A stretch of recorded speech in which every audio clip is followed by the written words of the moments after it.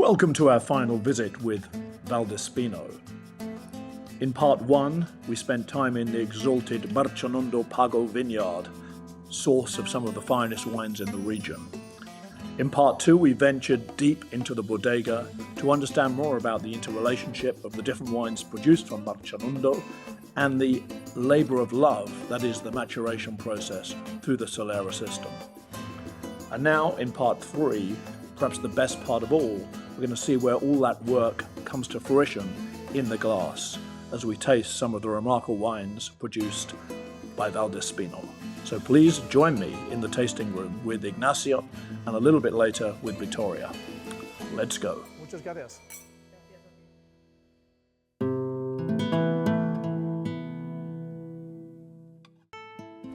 These are wines that once dominated the world and made Jerez and the surrounding towns of the Sherry Triangle some of the richest places on earth.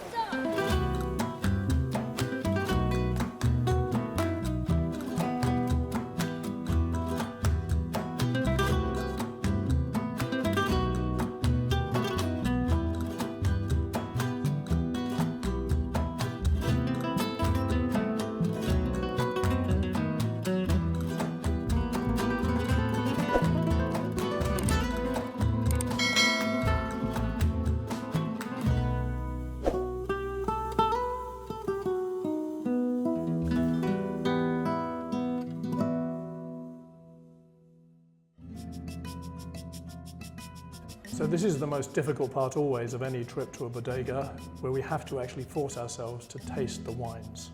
Of course, I'm just kidding. We've been in the bodega all day, we've seen some of these wines maturing, and now we're going to have a fantastic opportunity to actually taste them as they are in the bottle. And Ignacio, I think you're going to drive. Yes. So we're going to start by these, probably the two most representative wines that we have in our range. And we're going to start with two single vineyard sherries. We've already seen these wines actually in the bodega, right? And we tasted through the criaderas of these wines, and it's worth actually seeing the final result in the bottle. So this is the iconic single vineyard from Macharnudo, Inocente. As you can see in the color, it's much more evolved than a commercial fino, right? Mm-hmm. Yeah. It's got that lovely old golden color, starting to be right? golden, yeah. Yep. And straight away we're going to find what we call the Macharnudo stamp in the nose, right? These lovely aromas of minerality, right? Roasted almonds, that natty side, which is very, very common in finos. But at the same time, you're going to find these bakery aromas, right? The brioche coming from the flour that grows on the surface. In the palate, you'll see that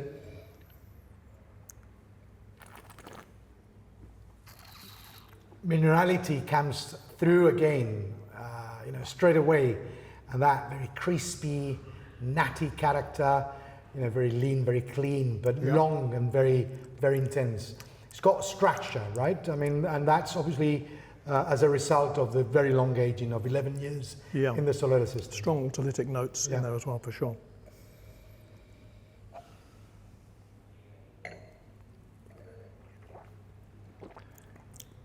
You guys certainly get the temperature right when it comes to serving wine. I'm not surprised, but it's absolutely perfect. Well, that's the other point you see. I mean, finos should be served well chilled, right? Yeah. So temperatures ranging between 7, 8, 9 degrees average. Yeah. We're going to move on to the next wine. This is also a single vineyard wine. It's our amontillado Tio Diego. And it's quite unique. I think Victoria described it very well when we're back in the bodega. It actually is a fantastic example of an amontillado which has very strong influence of biological aging. Yeah. It's a 17-year-old amontillado of which 11 years have been going through biological aging, right? So that's quite special. Not very common in most amontillados. It's twice as long as most finos, right? That's right. For our fino, we're making 2 bottlings per year, right? 2 batches per year. For our amontillado, we're doing it just once per year in autumn, right? right? Okay. For fino, it's spring and autumn. For amontillado, Tio Diego, just once in autumn. And you're going to get this wonderful light sort of copper color, and then beautiful butterscotch, you know, some very nice toffee aromas. You get some sort of hazelnut as well. I always say that this wine is going to try to cheat your nose, because all these, you know, rich aromas are going to be, you know, somehow you're going to be expecting something slightly off dry. But it's bone dry in the palate, and you're going to get this macharnudo stamp again in this wine.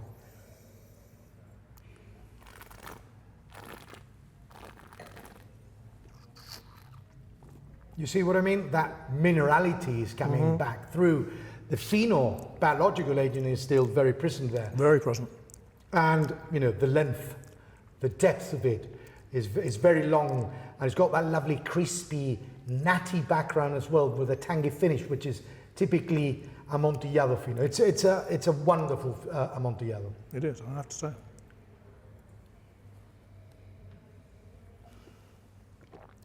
Tremendous length, actually. Tremendous length for. Imagine these with you know, some nice anchovies, for example, on a toast with a glass of amontillado, and the fino we've had with, you know, some smoked salmon or sushi, sashimi, which has become very, very popular these days, pairing Japanese cuisine to finos. I think the amontillado, in general, the amontillado could take even something much heavier, right? I mean, it has such a range. Absolutely, some sort of meat, gamey maybe flavors. rabbit or something, Absolutely. Fantastic.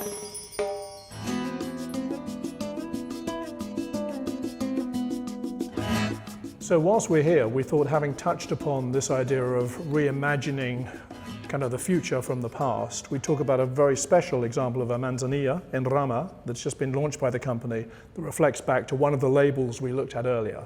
Ignacio, tell us more. Well, this is something very special. It proves how daring at the time VALDESPINO was. This is very much inspired in a design and a wine that was launched back in the 1920s. It clearly, you know, broke all traditional rules of using the traditional sherry bottle. And they decided to bottle it in a Riesling bottle with a driven cork. It was a manzanilla because VALDESPINO has historically owned also aging premises in Sanlúcar. So we're sourcing all our manzanillas from there.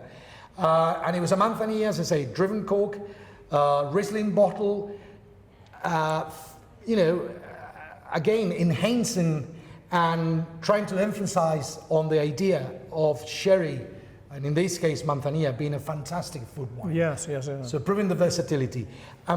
We decided early this year to somehow recover that ancient design and come up with this fantastic vintage manzanilla called La Especial.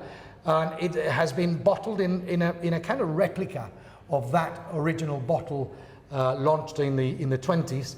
Riesling bottle, driven cork, and I think it's a lovely food wine. You know, it's like a lovely aged white wine. Yeah, I mean, from a design perspective, it's incredibly understated as well. That's what I love about it. But it also does have the Pago de Miraflores on there. Correct. So the single vineyard, and we know Miraflores is one of the premium locations in the area where one can grow grow manzanilla. Yeah, and all the manzanillas are actually coming from Pago de Miraflores, which you very well explained is one of the iconic pagos in the area of Sanlúcar.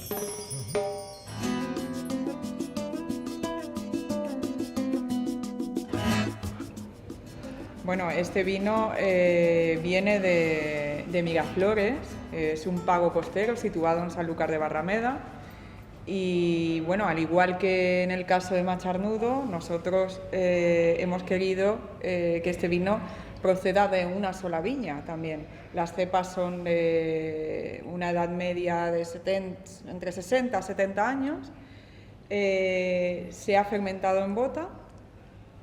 Y luego, después de esa fermentación en bota, hemos vaciado esa bota, la hemos lavado, hemos alcoholizado a 15 grados y no se ha tocado, esto fue en la vendimia del 2015 y no se ha tocado hasta su momento de sacarlo para embotellar, que fue en primavera de este año. Sí. Entonces, fijaros, bueno, las características que tiene, bueno, de color es un oro más tirando a oro, porque claro, el velo de flor ahí ha empezado a desaparecer. Sí que es verdad que se le veían algunas colonias de velo de flor, pero muy poquito, con lo cual, claro, el vino... Claro, por en rama es muy claro, ¿no? Es en ramas. Sí, en rama. Y bueno, y las particularidades que tiene, sobre todo, este vino es en boca, porque aquí no es un vino sin artificio, simplemente buscando e intentando expresar lo que nos da el pago de Miraflores. Y Es curioso porque es todo salinidad. exactamente. Cuando en macharnudo hablábamos de mineralidad, Sí. en Miraflores hablamos de salinidad, ¿verdad? Sí, es verdad que es mineralidad también, está ahí. Lo que pasa que la estructura del vino es mucho más ligera, mucho más sutil. Entonces, al no tener ese volumen o esa estructura como un pago más como el de macharnudo, aquí la ligereza y esa proximidad de ese pago al mar hace que tener vinos muy ligeros, muy frescos y muy salinos también. Sí. Some manzanillas, when are aged for long periods, they show some petrol Sí. Is that right? hints. Yeah. Sí. And these petrol, hints remind a little bit of old Rieslings. Yeah. Or Australian Rieslings. Yeah. Yeah. This is interesting because I'm studying for the diploma, and all our wine tasting is always warm, because in the exam it's always warm. Sure. And obviously it's easier to taste Yeah. actually warm wine, right? You get Yeah, a lot more, more. yeah. Bueno, pues vemos.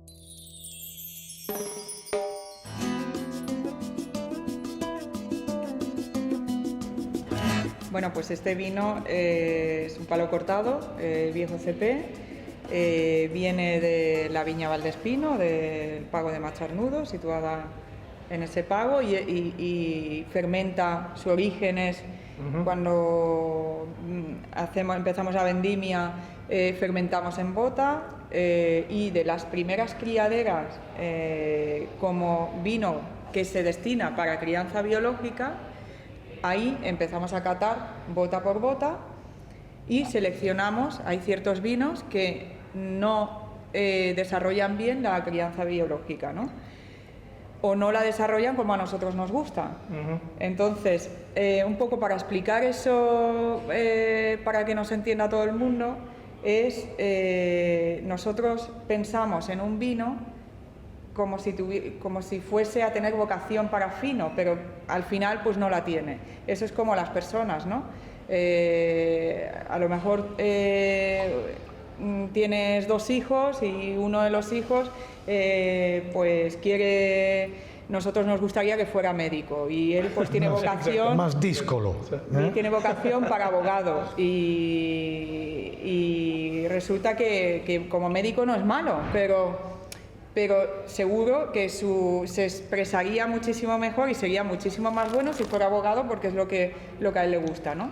Pues un poco con los vinos pasa un poco eso.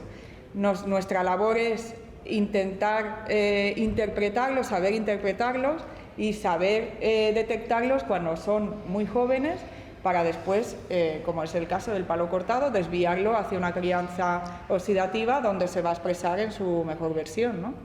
Sí. Y bueno, esa finura y esa elegancia que tiene, porque iba para fino, se expresa en el vino que tenemos delante, ¿no? Que al final tiene una finura especial, luego una suavidad en boca que no la tendría un oloroso, por ejemplo. Más delicadeza, ¿verdad? Esa delicadeza, ese terciopelo, ¿no? Que a mí me gusta decir, que es muy sedoso y tiene ese terciopelo en boca. Y el sello de macharnudo, yo creo que ahí lo vemos una vez más. Sí, sí, sí. La mineralidad, la concentración, Claro. pero al mismo tiempo la elegancia y la finura, ¿no?, de estos vinos. Lo importante para nosotros, y ahí somos estamos muy obsesionados con eso, y es no perder el origen. Y entonces, pues bueno, yo creo que aquí, aunque estemos con un vino, que además este vino tiene 20 años de media, Sí. estamos viendo macharnudo y su... Designado Voss, ¿no? Sí, Sí, exacto, es un Voss Very Old Sherry, Sí. que es una clasificación especial que otorga el Consejo Regulador para vinos que han probado su vejez superior a 20 años. Sí, 20 años. Sí, exacto. Incluso el Consejo Regulador otorga un sello que se aplica a todas las botellas que están clasificadas como Voss o como Bors, que catamos antes un Bors. En bodega, sí. Y bueno, y este es el bebé del vino que catamos antes en bodega. Cuando sacamos para embotellar viejo CP, sacamos una pequeña parte Sí. y la destinamos a rociar las criaderas más jóvenes de palo cortado cardenal, que ahí es sí, donde sí. se cierra el círculo. Salud. Bien, Salud. salud. Muchas gracias. Gracias a ti.